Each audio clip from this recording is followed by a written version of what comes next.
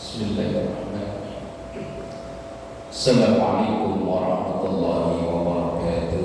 Waalaikumsalam warahmatullahi wabarakatuh. Ya Rabbi bil Mustafa balligh maqasidana waghfir lana ma ya wasi'al karami. Ya Rabbi bil Mustafa balligh maqasidana waghfir lana ma ya wasi'al karami. دعا إلى الله فالمستمسكون به مستمسكون بحبل غير منفصم. Ya Rabbi bil Mustafa balligh maqasidana waghfir lana ma ya wasi'al karami. أستغفر الله من قول بلا عمل لقد نسبت به نسلا لذي عقم. Ya Rabbi bil Mustafa balligh maqasidana waghfir lana ma ya wasi'al karami. اللهم صل وسلم وبارك عليه وعلى آله وأصحابه. الحمد لله الذي أرسل أنبياء ذوي فضالة بالصدق والتبليغ والأمانة، ثم الصلاة والسلام على طه رسول الله، ثم الصلاة والسلام على ياسين حبيب الله وعلى آله وأصحابه ومن تبعه بإحسان إلى يوم القيامة. سبحانك لا علم لنا إلا ما علمتنا إنك أنت العليم الحكيم. رب اشرح لي صدري ويسر لي أمري واحلل عقدة من لساني يفقهوا قولي واجعل لي وزيرا من أهلي. أما بعد، فضلت العلماء وحضرة الجماعة صلى المهاجرين. Semoga kita semua selalu diberkahi, diridhoi dan dikaruniai sehat afiat, panjang umur dalam taat ibadah kepada Allah Subhanahu wa taala.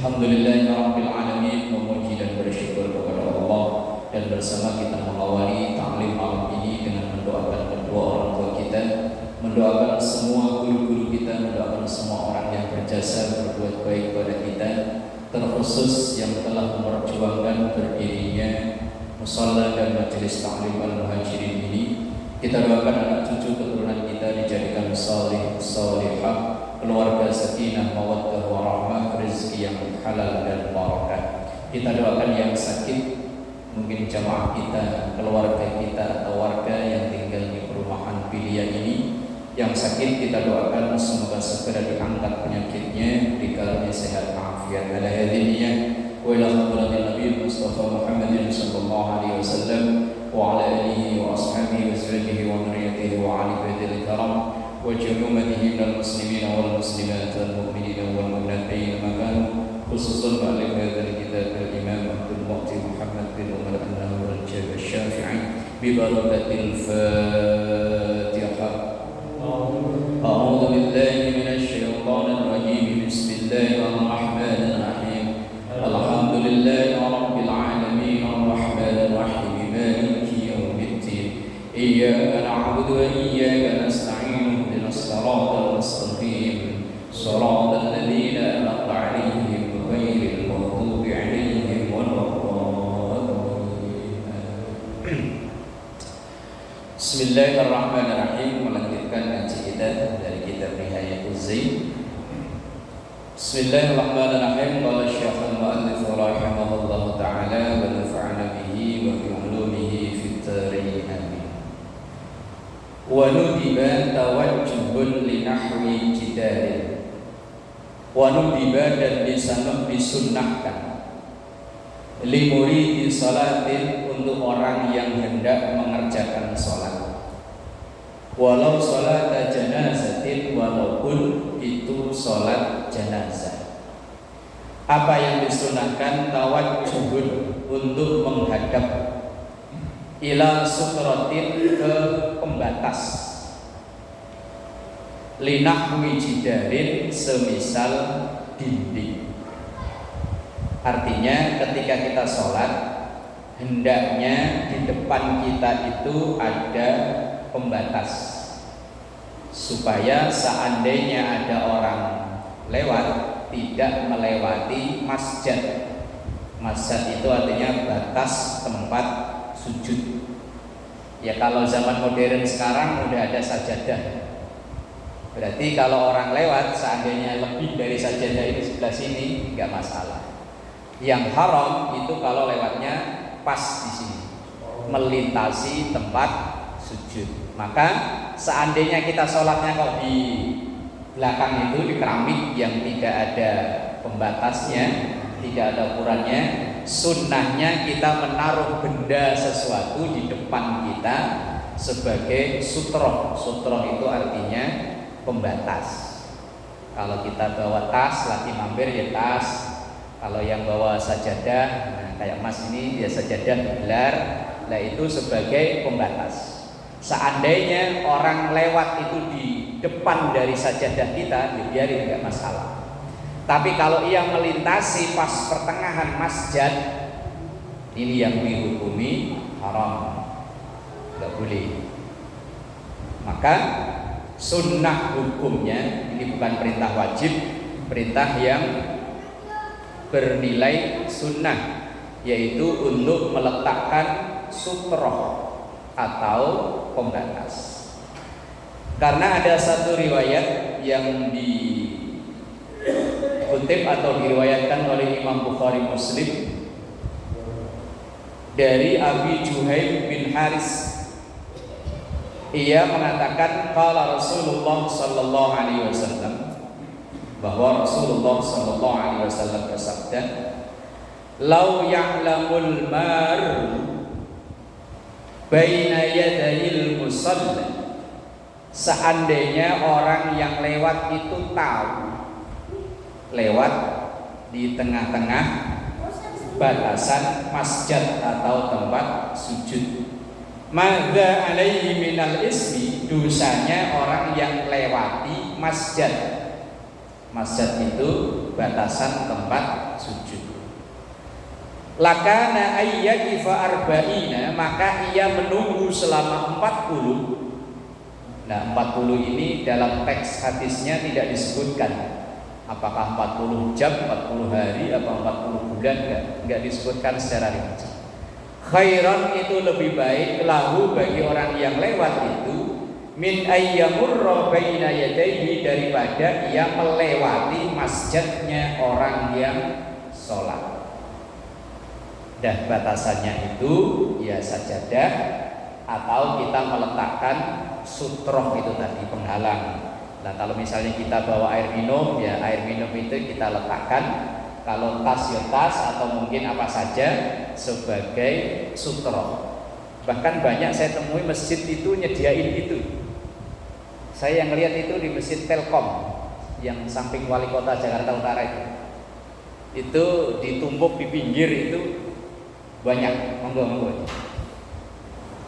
Nah itu memang sebagai bentuk pengamalan dari riwayat ini, agar jangan sampai ketika kita sholat ada orang yang lewat di depan kita.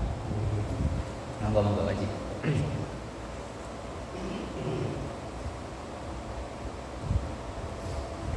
Lina yang terbaik kalau memang ada kita sholat sunnah itu tawajjuhun linahwi jidarin. Ini di depan ini kan nggak mungkin ada orang lewat, wong udah di depan. Atau kalau dinding tidak ada, asa maghruzah. Asa itu kalau zaman dulu ya tongkat yang ditancepin. Ya, kalau sekarang kan nggak mungkin. Ya kalau zaman dulu wong masjidnya itu masih pasir, ada kayu kemudian ditancepin jelek sebagai pembatas sholat. Nah kalau sekarang ya ini aja udah diriin di depan tempat kita sholat. Atau fabasti musalla, atau orang yang sholat itu menggelar sajadah itu tadi. Kasajadatin, seperti sajadah.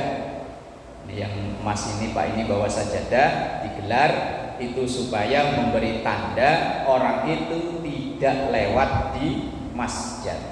Lah kalau seandainya ada orang yang nggak tahu mungkin kita lagi sholat, mungkin kalau sholatnya sedekap sih ketahuan ya.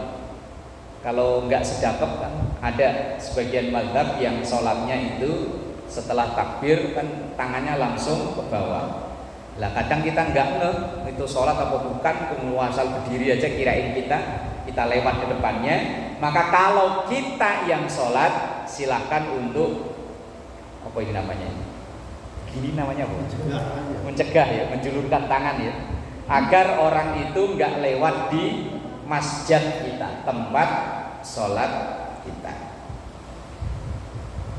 Nah itu nudiba itu artinya dianjurkan, disunnahkan.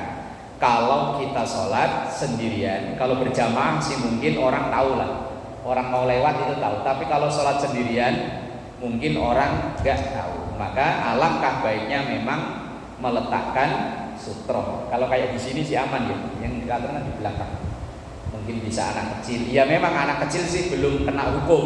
Cuman kan kita yang sebagai orang dewasa yang sudah mukallaf, sudah taklif, terkena beban hukum. Bismillahirrahmanirrahim. Wa kuriha, dan dimakruhkan fiha, di dalam sholat, iltifatun. Iltifatun itu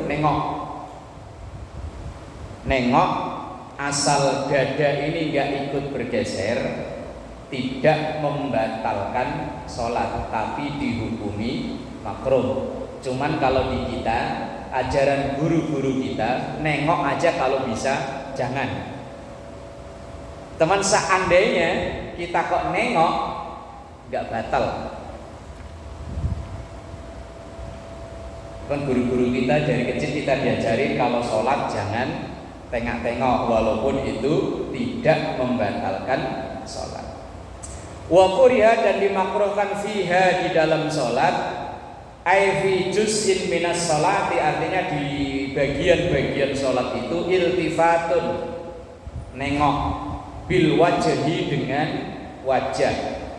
Kalau dengan dada lain urusan. Yaminan, baik ke arah kanan, au shimalan, atau ke arah kiri. Nengoknya itu bila hajatin, tanpa ada kepentingan. Berarti kalau nengoknya ada kepentingan, ya tidak makruh. Misalnya kita lagi mampir sholat, naruh tas di ini, begitu kita begini ada yang geser, sementara tas kita ini ada duitnya 50 juta gitu ya. Ayo umpama ngarang aja bebas. Umpama di tas kita habis ngambil komisi calonan bupati, tim sukses kan duitnya banyak ya. Amin. Diaminin aja ya. Ngarang-ngarang siapa tahu jadi kenyataan. Bawa tas uangnya 50 juta. Begitu kita sholat, ada orang sholat di samping kita geser tas itu. Sono gesernya lagi, bukan ke sini. Kita kan begini, wah 50 juta. Lah kemudian kita nengok ke sono, ngikutin pergeseran tas ini, karena sambil memperhatikan menjaga harta benda kita, tidak kena hukum makruh. Tapi kalau tidak ada keperluan apa-apa, tidak ada hajat apa-apa, kok nengok, nah makruh hukumnya. Amma idza kana li hajatin, adapun kalau nengoknya itu ada kepentingan, ada keperluan, semisal di sini kahifdzi matain, seperti menjaga harta benda, fala karahata, maka hukumnya tidak makruh kalau sambil jaga harta benda. Atau mungkin kalau kita sih mungkin enggak ya, istri kita yang di rumah sholat sambil ngomong anak yang umur baru bisa jalan rata-rata 2 tahun 3 tahun lah ya, itu kan dia nggak mau diem, telusur. Nah kita sholat kan cucu sambil alah mainan dispenser, aduh. Ya kalau ditanya khusyuk ya jangan nanya khusyuknya lah. Ini pertanyaannya batal apa enggak itu tok. Kalau dia nengoknya hanya sebatas wajah yang nengok tanpa bergesernya dada, maka tidak membatalkan sholat. Kalau dalam mazhab Syafi'i, walaupun mazhab Syafi'i itu terkenal ihtiyat, sangat hati-hati, dalam mazhab ini difatwakan yang membatalkan sholat itu bergesernya dada. Maka itu hati-hati, mungkin di beberapa pertemuan yang lalu sudah pernah saya singgung. Ketika kita salam, sebelum sampai lafaz alaikum nyampe di huruf mim, sebaiknya jangan nengok dulu. Khawatirnya ketika kita nengok dada ikut bergeser. Maka yang terbaik di kitab ini kemarin tuntunannya, ketika sudah assalamualaikum itu masih madhep ke depan, warahmatullah baru nengok. Dan nengok itu seukuran pipi kita ini bisa dilihat oleh orang belakang kita. Jangan sampai ininya ikut geser baik ke kanan. Kalau ke kiri mau udah sholat udah selesai. Karena begitu salam pertama lafaz sampai huruf mim dalam lafaz alaikum, maka sholat itu sudah selesai. Kalau salam ke kiri mau langsung putar balik, ya boleh. Misalnya orang yang sholatnya pakai kursi yang kayak kursi direktur gitu ya. Assalamualaikum warahmatullahi, langsung muter madep ke belakang. Tapi kalau udah itu salam kedua bebas, mau muter 6 kali juga boleh. Pusing malah ya. Tapi kalau salam pertama, asal sebelum lafaz alaikum nyampe ke huruf mim, ini dada jangan ikut bergerak. Kemudian yang termasuk dimakruhkan lagi selain tengok-tengok adalah wa nadharu li nahwi sama'in, mengalihkan pandangan ke atas, semisal melihat langit-langit. Tapi apa yang ada orang sholat dengak? Dengak Indonesianya apa? Gini. Dangak bukan bahasa Jawa, dangak. Dan bahasa Maja ya. Tapi kayaknya nggak ada lah ya orang sholat dangak ya. Apa mungkin kalau kebocoran mungkin ya? Lagi sholat, itu mungkin ya. Oh iya bisa jadi ya. Makruh sholat sambil dangak. Dangak bukan bahasa Jawa, dangak itu. Indonesia juga sama ya. Ya wes pokoknya madep ke atas gitu. Madep ke atas bagi orang yang sholat hukumnya makruh, karena ketika kita sholat sunnahnya itu menghadap ke masjid, titik yang untuk kita sujudi. Misalnya titiknya titik putih ini, ya kita selama sholat diusahakan selalu madep ke sini biar mengurangi terganggunya konsentrasi. Karena pandangan mata ini kalau muter aja itu mempengaruhi pikiran sama hati. Begitu plek, seharusnya gajah duduk biasa nih, geser ke kanan, wah ini BHS 400. Geser ke kiri, wah ini BWS premium ini 100.400.000. Kan dari pandangan mata tuh ya. Begitu agak ke atasan dikit, waduh calon bupati kaosnya. Sangat mengganggu. Berawal dari pandangan. Maka untuk salah satu latihan konsentrasi ya pandangan mata ke titik yang nanti calon kita letakkan kening atau jidat kita ini.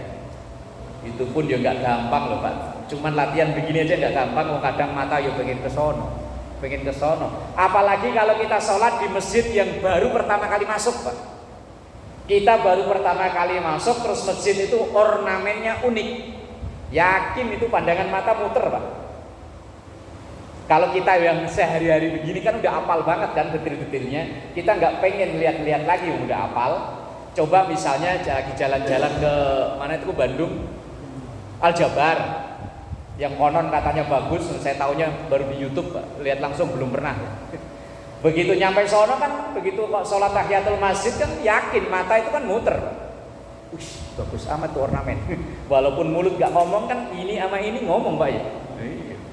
terus ngeliat di depan kita orang pakaiannya aneh, penampilan aneh, wah wis dikomenin mulu Pak, walaupun nggak diucapkan. Lah seperti itu, wa nadharu li nahwi sama'in, melihat pandangan ke semisal ke atas atau dangak itu tadi, maka hukumnya makruh. Kemudian wa basqun amaman wa yaminan, wa basqun meludah amaman ke arah depan, wa yaminan atau ke arah kanan. Nah ini zaman saya masih seumuran segini Pak, itu musola depan rumah bapak saya itu kan panggung. Panggung itu kan papannya nggak rapet, ada selama 2 jari kadang. Lah itu sambil sujud meludah. Ya seumuran segini gitu. Kalau pas sujud kok pas itu sela-sela antara satu papan dengan papan kan bolong Pak. Lah kebetulan memang dulu yang punya musola itu miara kambing, kelinci itu di bawah musola itu. Lah sambil kita sujud begini nih kalau kelihatan, ya meludah. Oh, seumuran segini. Lah memang nggak membatalkan sholat Bapak meludah, itu hanya dihukumi makruh, itu pun kalau menghadap ke depan atau ke kanan.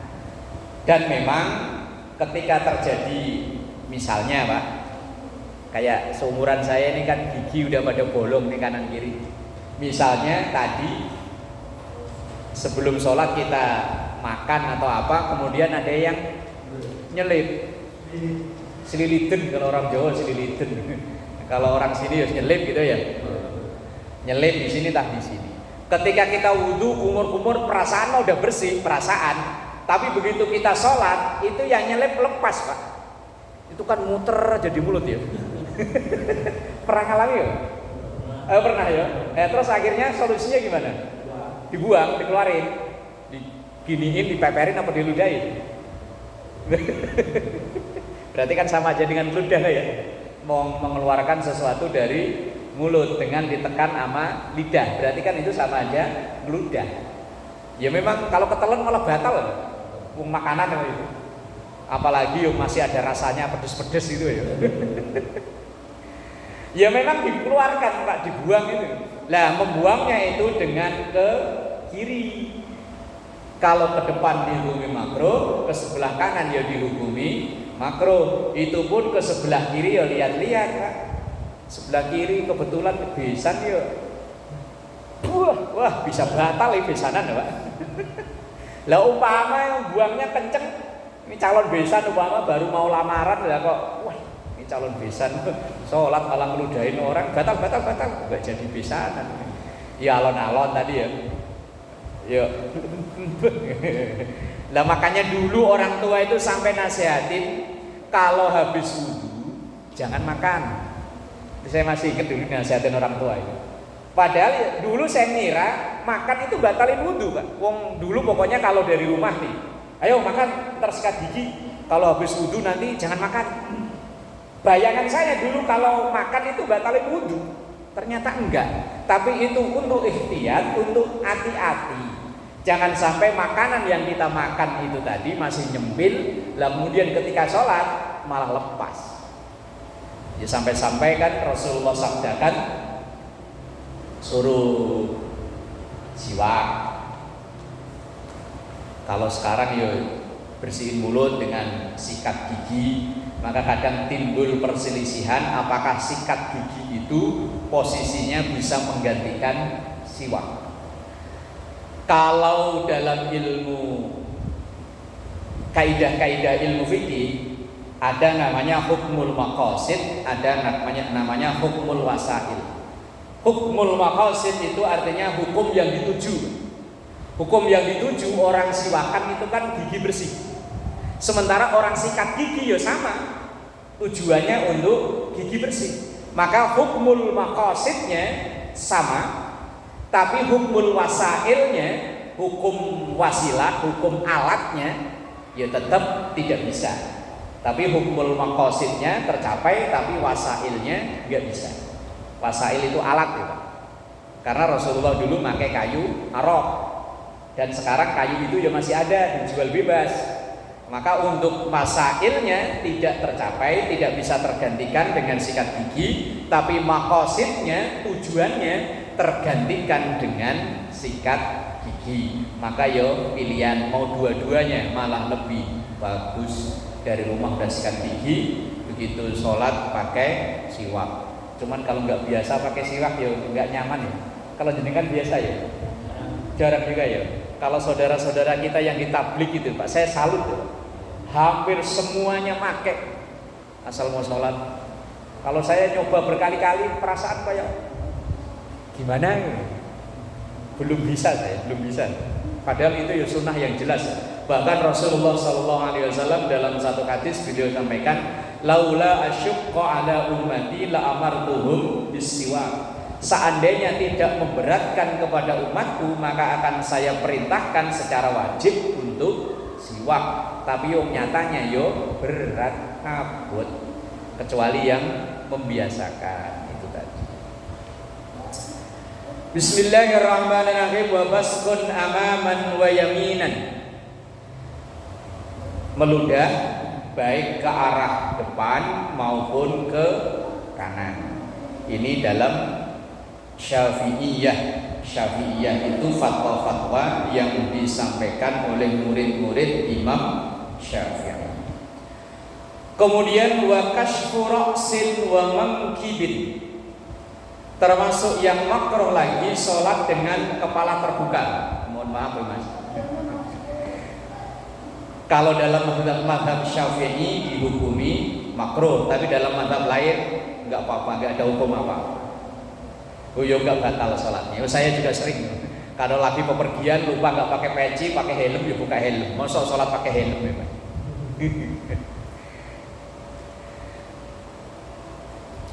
Wa kashfu ra'sin, kepala terbuka, wa mankibin, dan pundak.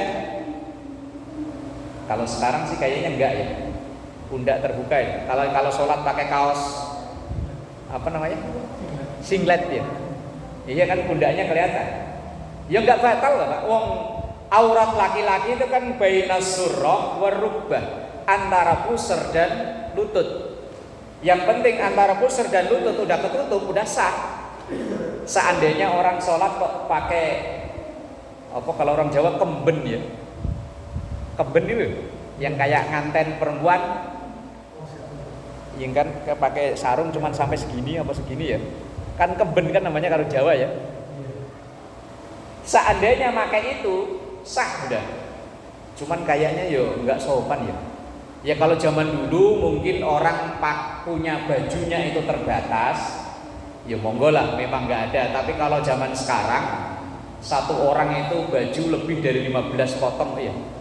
Kita aja nih loh, baju koko, kondangan beda, ke musola beda, nongkrong beda, main raket, bulu tangkis beda, ntar kemana beda. Lah kok seandainya sholat pakai tadi itu kaos apa, singlet, sehingga pundaknya terlihat, itu dihukumi makruh. Hanya makruh. Makruh itu tidak membatalkan sholat. Kemudian wasolatun, dan sholat bimudafaati hadatsin, sholat dengan menahan hadas, ngempet, dan juga nggak nyaman deh Pak. Sholat sambil nahan ya. Tapi kalau di belakang saya enak ya. Begitu kerasa pengen pipis, kepengen ini langsung di depan Pak. Ngimami lagi ya Pak Ji. Baru dapat 1 rakaat mules. Wah itu mau dibatalin gimana? Enggak dibatalin, nahan itu ya, kemeringet ya. Pernah ngalami? Saya pernah Pak. Udah dapat 2 rakaat tadi. Tapi maghrib tinggal 1 ya dibertahan. Tapi yang makruh itu, sisanya makruh. Sholat sambil nahan hadas, baik hadas kalau hadas besar mah enggak lah ya. Mosok hadas besar ya enggak mungkin lah.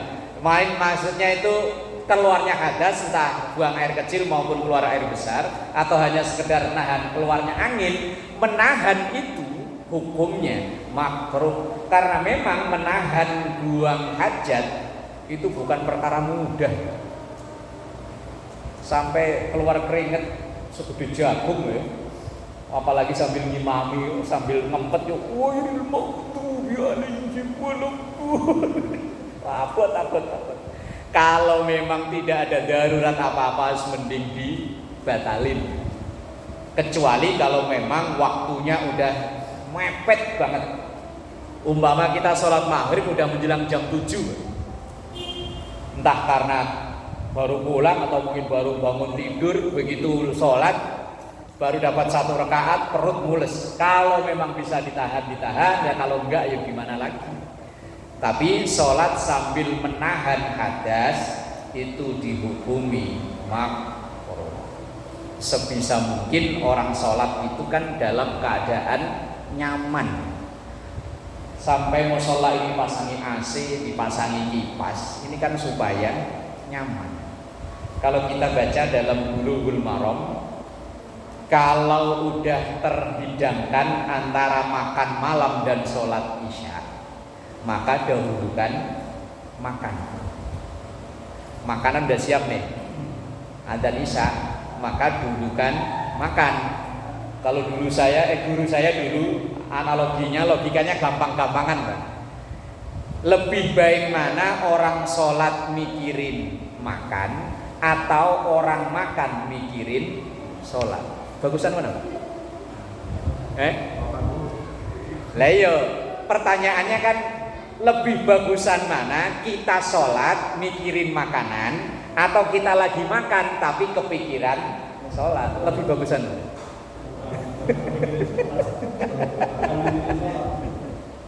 Kalau dalam hadis itu al-asya qoblal isya, teks hadisnya ya Pak. Al-asya makan malam, qoblal isya laksanakan dulu kalau memang sudah tersedia sebelum sholat isya. Yang dicontohkan oleh Rasul itu sholat isya yang jangka waktunya panjang.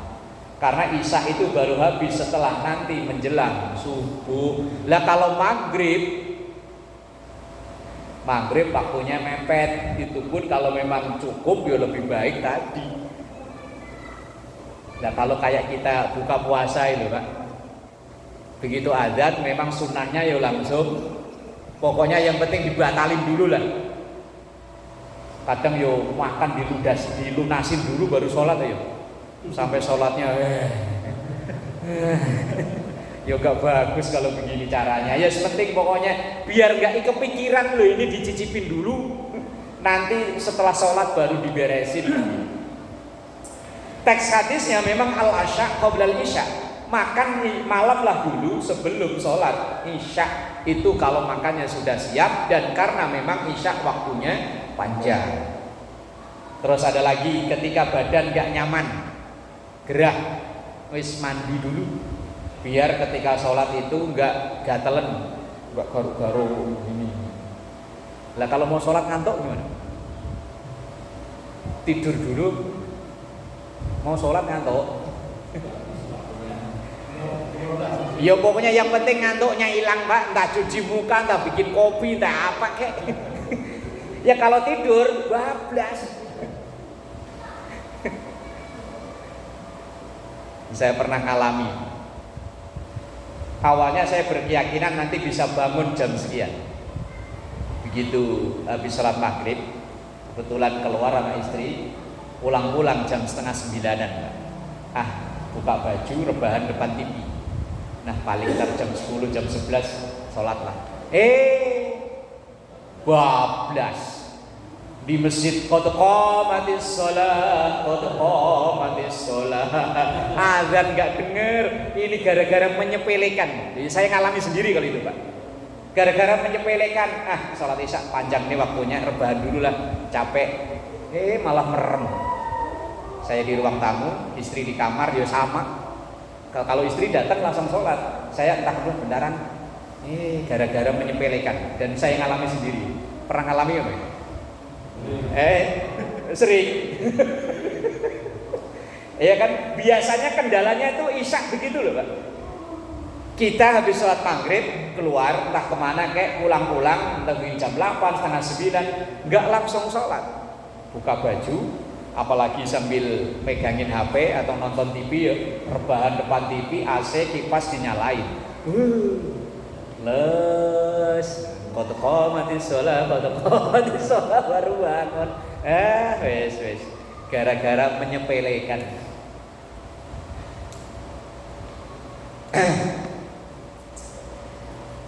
Wa salatun bimudafaati hadasin, dan sholat dengan menahan hadas itu juga sama termasuk yang dimakruhkan. Kemudian wa quriha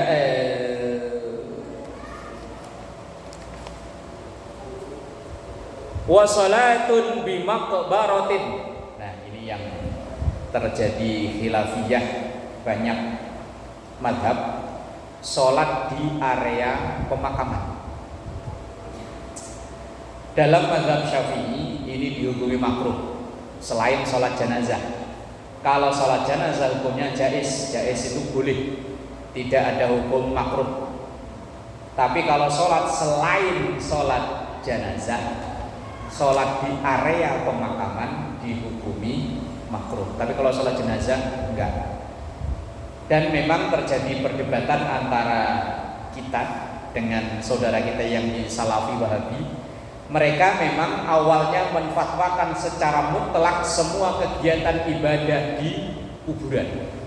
Begitu tokoh mereka meninggal, Ustadz Yazid Jawas yang di Bogor apa Bandung ya? Bogor ya? Apa Bandung? Begitu meninggal ternyata murid-muridnya, santri-santrinya nyolati di kuburan. Akhirnya ya wis, mereka mengadakan pembelaan. Kita yang selama ini diserang ganti nyerang balik. Seru memang kalau melihat di media sosial, Pak. Kalau di dunia nyata sih aman-aman aja, anteng-antengan aja. Di media sosial melihatnya mereka gencar nyerang kita yang sering ngadain ziarah kubur, ngadain acara-acara tertentu haul atau di kubur, di area kuburan diserang habis-habisan. Tapi begitu tokoh mereka meninggal juga mereka ngadain ibadah di kuburan pula. Lah kalau kita memang mayoritas mengatakan jaiz itu boleh mengadakan ibadah di kuburan, ibadah-ibadah tertentu loh Pak maksudnya. Lah mereka awalnya mengatakan mutlak tidak boleh. Tapi akhir-akhir ini akhirnya kalau orang Jawa keweleh itu Indonesianya apa ya? Bingung saya terjemahkan Indonesianya. Dulunya ngelarang tapi ternyata temennya sendiri ngelaksanain, kemudian dia membela diri. Nah itu kalau orang Jawa bilangnya keweleh.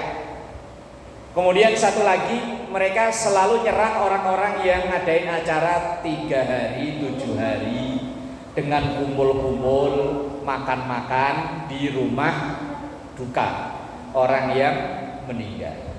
Begitu belum lama, sekitar sebulan kalau nggak salah, ibunya dari tokoh mereka meninggal, mereka juga ngadain acara kumpul-kumpul makan-makan. Wah akhirnya orang-orang kita kesempatan ngadain serangan balik. Mereka juga membela diri. Itu makanan bukan tuan rumah yang nyediain, tapi tamu pada bawah. Lah kita juga bisa bela takziah. Kita kalau takziah kan nggak tangan kosong Pak ya. Apalagi kalau di kampung Pak. Kalau di kampung kan ada yang bawa kelapa, ada yang bawa beras, ada yang bawa mie, ada yang bawa telur, orang takziah. Kalau di kita kan hanya umum bawa duit. Ini kan dalam rangka untuk membantu keluarga duka. Lah mereka selama ini nyerang, giliran tokoh mereka ngadakan itu, kita ngadain serang balik. Makanya di media sosial itu persaingan pertempuran yang itu kalau kata saya kadang pokoknya kiamat kurang 2 hari kok gak bakalan akur ya. Biar memang dunia biar seru kok ya. Kalau diikutin gak bakalan beres ya. Bismillahirrahmanirrahim. Ini hal-hal yang dimakruhkan dalam sholat selain yang sering kita dengar. Bismillahirrahmanirrahim. Faslun. Sholat fasal. Tusannu disunnahkan sajdatani 2 kali sujud kubaila salamin, sebelum salam. litarki ba'din, karena ada rukun ab'ad yang tertinggal, alias ini yang disebut dengan sujud sahwi. Ini sujud sahwi kadang dilema ya. Dilemanya begini, ketika kita sholat timbul keraguan, nanti sujud sahwi, giliran tahiyat selesai lupa langsung salam. Itu ya sering ya Pak ya. Kita dalam sholat ragu, ini 3 rakaat atau 4 rakaat ya? Kayaknya 3. Nah, kita tambahin jadinya 4. Kemudian nanti sujud sahwi. Lah, ketika salam tahiyat selesai, bacaan tahiyat, sholawat selesai, langsung assalamualaikum warahmatullahi. Begitu astagfirullahaladzim, baru keingetan loh kan sujud sahwinya ketinggalan. Lah kalau kayak gitu ya wis. Kalau memang jaraknya masih dekat, boleh kita nyusul untuk sujud sahwi. Misalnya masih wiridan, masih zikir, kok keingetan tadi ada yang ragu, kemudian silakan untuk sujud sahwi. Tapi kalau udah ganti baju, udah naik motor nyampe ke Priok sono Pak Ji, udah mosok lek sujud sahwi ya ora perlu. Wong ini hukumnya sunnah. Sujud sahwi itu disyariatkan dikarenakan ada sunnah ab'ad yang tertinggal. Dalam sholat sunnah itu terbagi 2, ada sunnah hayat, ada sunnah ab'ad. Kalau ab'ad yang kalau tertinggal diganti dengan sujud sahwi, tapi kalau hayat tertinggal atau sengaja ditinggal nggak perlu sujud sahwi. Cuma ada sunnah hayat kalau ditinggal kelihatannya nggak pas, nggak pantas. Seperti kita baca surat setelah Al-Fatihah, itu kan termasuk sunnah hayat.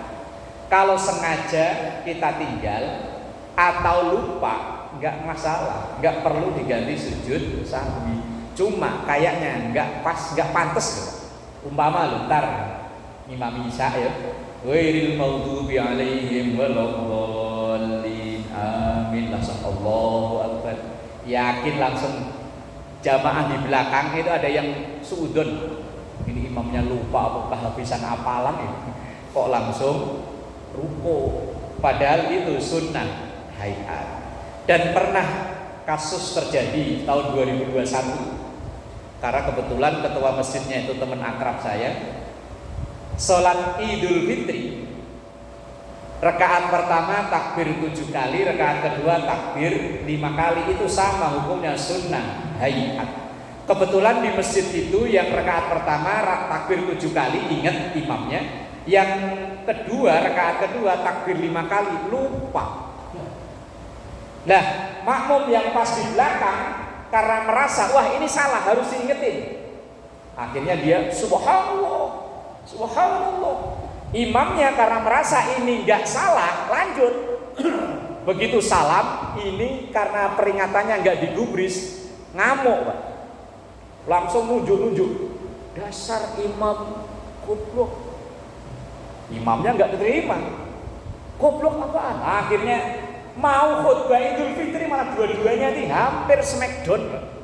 Wah, akhirnya cerita itu langsung dua-duanya digotong dibawa keluar.